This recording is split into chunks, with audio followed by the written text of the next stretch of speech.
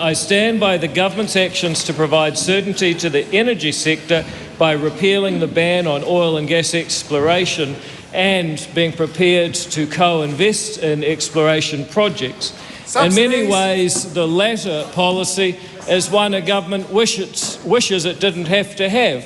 However, it's been made necessary by the flagrant, reckless, irresponsible ban under the previous government. When you have a government that borrows $115 billion and leaves nothing to show for it except for inflation and high interest rates, the recovery takes some time. But since this government has been in office, we have seen inflation fall from 5.6% down to 2.5%.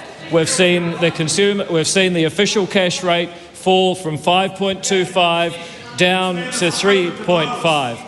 We are seeing people's mortgages come down, we're seeing their rents come down, we're seeing their inflation come down, and that is what an economic recovery looks like. The Right Honourable Chris Hipkins. So is it his view that the cost of living crisis is over for New Zealand families?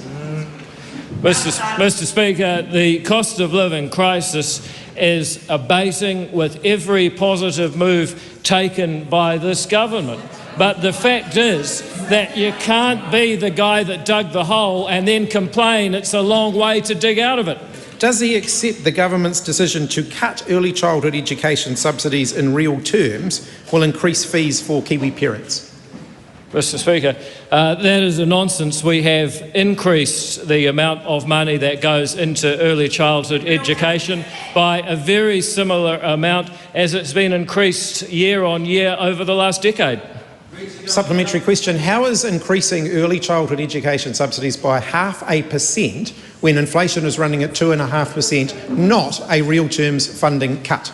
Well, Mr. Speaker, people may recall not so long ago when inflation was running at 7.3%. And did that member, as Minister of Education, increase the funding by 7.3%? No, he did not. New Zealanders up and down this country were on the treadmill trying to keep up with the out-of-control inflation that these turkeys foisted on them. New Zealanders up and down this country were on the treadmill trying to keep up with the out-of-control inflation that these turkeys foisted on them.